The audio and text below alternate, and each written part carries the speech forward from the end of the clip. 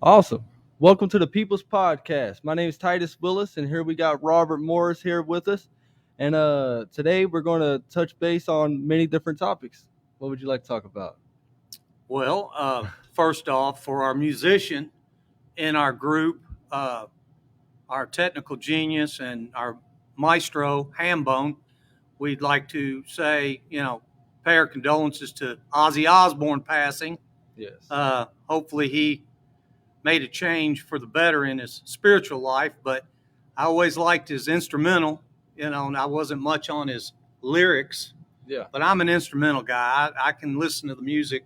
There's a lot of Christian music you can listen to that sounds just like Ozzy Osbourne or any other band that you like.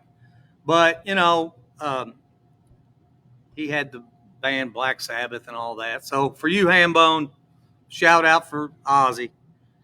And but today there's several things I want to cover. And these podcasts are so cool.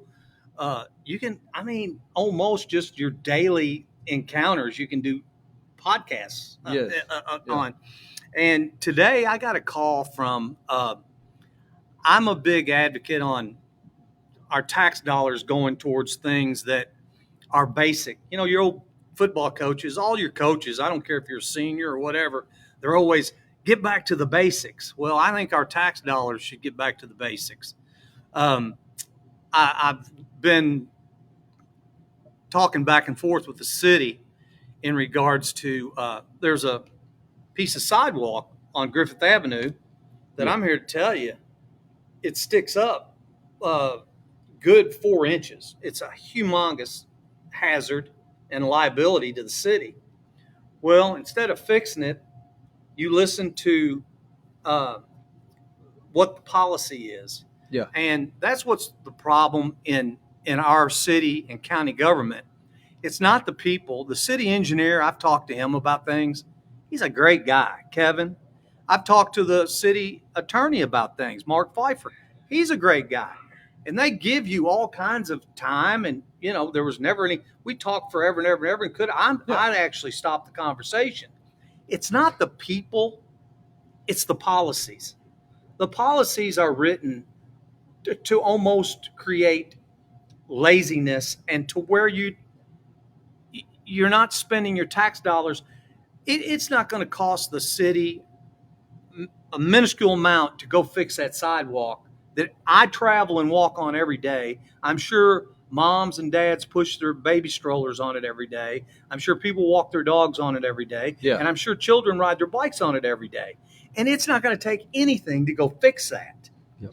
But yet they want to spend our tax dollars on $1 million pickleball court, while our sidewalks and streets and infrastructure take a back seat. And I was talking to, And that lacks efficiency. Like I'm someone who really cares about efficiency. I see that you care about efficiency as well. And what you see is inside of city government, a lot of times they don't prioritize infrastructural development over once. It's like it's almost like whenever you well, got that's a a child. good point. That's a good point. Yeah. I want to You gotta stop handle you your while needs. you're on that point, because it's a great point. And I got to slow you down when you make a good point so you can make your next good point. Don't let your good points run together, Titus. But your good point is efficiency and allowing the time spent to do those things, the tax that we get taxed heavily for. Yeah. And you come to find out, if you look at those line items on the budget, they're only budgeted $500,000 a year for streets and sidewalks and those kinds of things. And yet they can come on there and say, we're giving $1 million to this, we're giving $1 million to that, we're giving $1 million to this. No line item budget for drainage on Panther Creek and maintaining Panther Creek. As much as I have some issues with one county commissioner or the other county commissioner, there needs to be maintenance done on Panther Creek, and don't be divided, be united on it. I'm almost sure, well, I'm going to take a picture of it and find out, but I've been looking at Panther Creek when I cross it, And I looked at it the other day when I crossed it, and I was like, seriously? I mean, just this basic stuff isn't getting done because there's no money allocated for it. And even Smothers Park, whenever you look at around Smothers Park, and you would think that there wouldn't be any hazards around there, but there's some large gaping holes along right where the sip wine room in Goodwood is. I've had multiple people come to me and tell me about this massive hole that's right there on that street, where if a child got too close, they'd fall straight into this gutter area. Titus, And it's jagged and pieces of the concrete's missing out of it. I've had multiple pictures. Look in front of this building. Look at that. Look at that drainage inlet there. Yeah. And I had to go to war with the city. They own an alleyway behind my house. It's abandoned. It's full of grass. People are. And there was the mother of all gumball trees there. And I've raked gumballs up for 10 years. And if they were worth anything, I'd be a multi-billionaire. I'd be the Elon Musk of Maple Avenue. Well, one day, big limbs started falling. I've got grandkids. These limbs are limbs that could kill a person. So I said, I know. And then one day, a storm came, limb fell on it, destroyed my garage. Yeah. I said, I'm going to find out who owns this tree. Well, guess who owns it? The city owned it. It was on their property. And when I went to try to get it tore down, I was treated horribly. Encroachment? I'm sorry? Encroachment? No, the encroachment, a tree on their property. No, that's what I'm saying. That's what it was. Well, here's what they did. So instead of cutting the tree down, they hired, and eventually they did, they hired an arborist to come out. And luckily I was home, and he's out there, and I'm like, what are you doing? He said, well, I'm an arborist hired by the city. I said, okay. Well, at the conclusion of his report and everything, he said, in my business, we call these trees widow makers. He said, it's not going to be long. This tree's going to fall, and somebody is going to be a widow or a widower.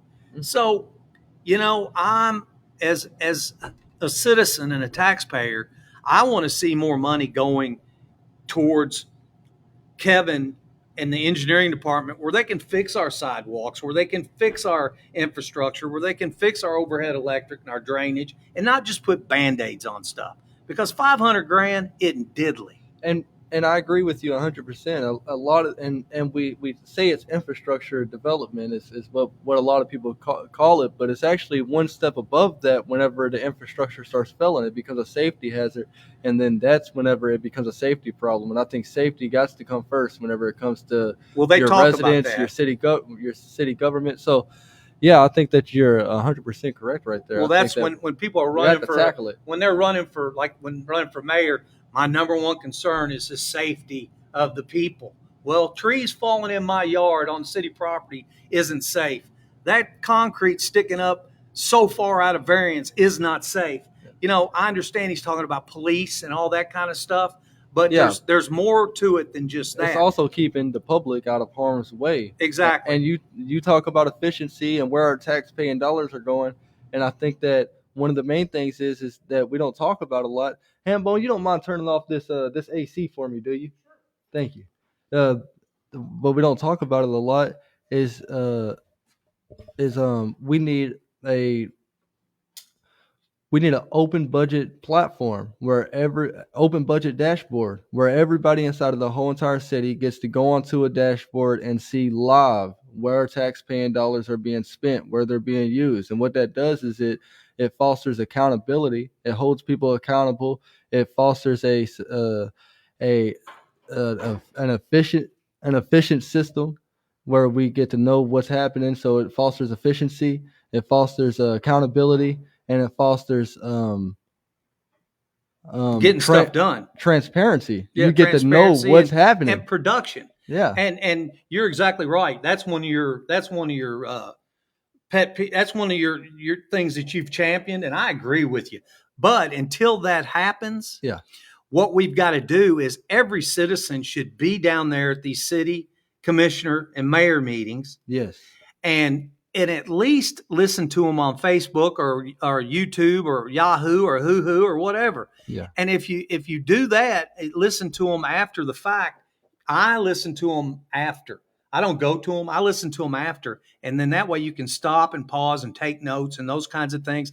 And when they're doing the budget, when they kind of go real fast over things, you can say, "Oh, wait," and back that up and say, well, "Wait a second," Yeah. And so you've got to listen to the meetings, city and county judge executive meetings, county commissioner meetings, and you've got to go. You've got to make comments and call them out when you see them, and not. I'm planning on going to a couple meetings this month, maybe one this month. But I talked to Kevin, talked to Mark. I talked to these people that aren't politicians and aren't real upper, it's not the people, it's the policies they've got to follow. So I agree. Anyway, we'll get off of that. But if I would love to see the city and county get back to the basics and take care of things that are a real problem, drainage in Panther Creek and flooding in Panther Creek and sidewalks and streets and overhead electric and things like that. I mean, we got to get back to the basics because it's getting bad. I mean, and the problem is we're spending money on projects that are crystal ball projects that they say that the private sector is going to pay for, and they never do. It never happens. Well, and one of the main things is like you said, we're spending money on new projects. While we're spending money on new projects, we still have old projects that has still not met the criteria that I would like to see them meet. Like what? Well, for example, you got things like the convention center, the River Park Center. What happens at the River Park Center nowadays? I don't see anything. If you compare the city of Owensboro being the fourth, fifth biggest city inside of Owensboro, inside of Kentucky, whether you label it on population or landmass, but you compare it. Let's say look over across the street at Evansville. You got all of these. The Ford Center's always got. Exactly. It's always jamming. I'm saying that there's a lack of talent coming to Owensboro, and that is for a reason. And whenever you got other businesses that is direct that is what I would say competition per se, and as a business you're not getting this talent, that means that you are losing inside of this competitive race, and as a business that means that you are failing inside of a way if you look at it in terms of overall growth throughout the entire state. You're exactly right. And I want to hit on that point. A great point that you brought up. If you remember when I ran for city commissioner two years ago, my campaign ideas were making the approaches to Owensboro beautiful. If you look at the approaches to Owensboro, they're horrible. East, west, north, south, whatever. They're horrible compared to Bowling Green and those things. And then I wanted to come in, that's your approach. And then I wanted to get in to where we started into the cultural district down at the bridge. My idea was, why wouldn't they, if they lit that bridge, imagine if they'd have lit it all the way across 2nd Street and how that would have looked such a cool gateway coming into the cultural district. So then I went on and said the River Park Center. That was inefficient as well. The River Park Center has been mistreated, and it's our crown jewel, I think, and it's been mistreated. It hasn't been used for what it was intended to be used for. And I said our Museum of Science and Arts looks horrible when you come into our city. Well, look what they're doing. They're remodeling and redoing and rebranding the River Park Center. The idea I had 2 years ago. What are they doing? They're remodeling and rebranding the Museum of Science and Arts, which was my campaign idea 2 years ago.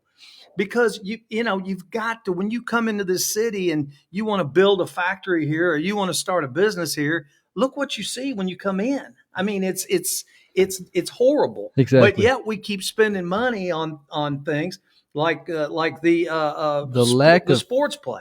The lack of family orientation that the city of Owensboro offers out through the city government is despicable. The what now? Whenever it comes to family orientation and youth activity, and you look at the way that the city of Owensboro has been leading here recently, it is fostering uh, a lack thereof. Well, I'm happy to Like whenever you report look that at the the barbecue and mall. burros, I mean, they're moving everything more towards alcohol. Whenever I was younger, the barbecue festival was about family fun, was about community. It was community driven, and and they just took that away. You you look at things whenever it comes to what does the youth have to do here inside of the city of Owensboro. You can barely find anything, or it's half. It's it's halfway put together almost. You mentioned the science museum. The science museum in Owensboro, you can go straight across to Evansville compared to their science museum. They blow us out the water. They might have got a little bit they might have went a little bit wild with Yeah. with some of the Well, things we've that got if a you've new been inside the director. museum, you know what I'm talking We got a about. new director, Now, a kid named Settles. we got a new director, but Yeah. it don't change the funding that's going through the building and what they're doing with that overall building. Right. You got how many stories is it? Well, 4, and what do they keep open? 2. you've got a board. You've got a board that's in charge there that have, in my opinion, and everything I say on this is my opinion. You've got boards in Owensboro that are the same old people doing the same old things. And I want to get into a board meeting I went to Yeah, this past week, but like the board at the River Park Center. They were in charge of retail, leasing those buildings that had been emptied in the front there coming into our city. yeah. And they shouldn't be in that business. They don't know what they're doing in that business. They got enough on their plate, keeping the River Park Center above water financially and getting and booking things and stuff like that. So here in the past year or so, the city has taken back over the River Park Center in regards to leasing and all that. And you see they've coupled it with the guy that builds guitars down there. And, they're doing that. So I like seeing that happening, but it should have never stopped. I don't understand when it became a fashionable thing for city governments to implement outsourced entities to take control of the management of their facilities that they create and is supposed to promote, market, and manage themselves. And they don't inspect what they expect after that. Like the convention center, for example. Well, like the sports center, convention center, all of that. I mean, has fallen underneath the management of that one company. I can't think of it, but yeah, it's ridiculous. We should, with people needing jobs and just think of the people that we could employ here in the city to do those kinds of things. And the Chamber of Commerce has also, what would you say, has taken captive the entrepreneurship spirit from local businesses here inside of the city of Owensboro. What do I mean by that? If you don't align yourself with the Chamber of Commerce as a local business, it's almost like you start getting alienated by these businesses, and then you got individuals that are very involved inside of the chamber's day-to-day operations, directly competing with some of these, in my opinion, with some of these entities that exist inside of the city of Owensboro, while at the same time being the forefront leader of commerce, operating inside of the negative for consecutive years. Oh yeah, yeah. I mean, along with all of their outsourced entities, like their nonprofits that they run underneath their large umbrella. Yeah, you can say what you want about the Chamber of Commerce, because I will agree with you all the way. Well, I like the Chamber of Commerce. That's the thing. I just wish that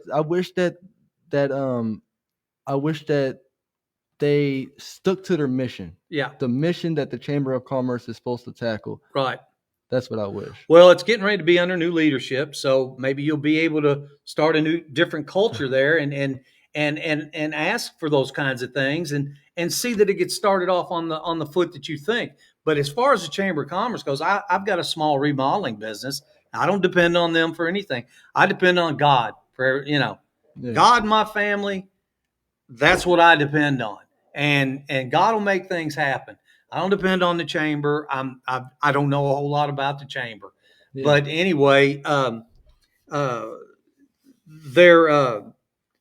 I want to get on a topic that's going on right now is all the hailstorm damage and the contractors that are out there giving these astronomical numbers and prices, $450 a square to do roofing. Heck, back when back in the day, and it hadn't been too long ago, it was $125 a square. Yeah. And I want to tell people out there, do not get in a hurry unless your roof is leaking. If it's leaking, put a tarp on it. And it's horrible. I mean, I look at the work that's being done by these and even the good reputable guys are so busy, they're not doing good work. Yeah. I mean, I'm looking at brand new houses that the insurance company was paying to do the detached garages. The insurance company was paying to put new vents, new starter strip, and they're not doing that. They're ripping off the roofing, and then they're working in conjunction with the insurance companies that anything that's over the check that we give the homeowner, you deal with the insurance company, the contractor deals with the insurance company, and they'll supplement the rest of that. Well, even that gets fuzzy when it gets time to do that. So people out there, do not get in a hurry. The good local roofers will have to get back to a steady, good price, and don't allow what's happened since that disease that was pandemic that was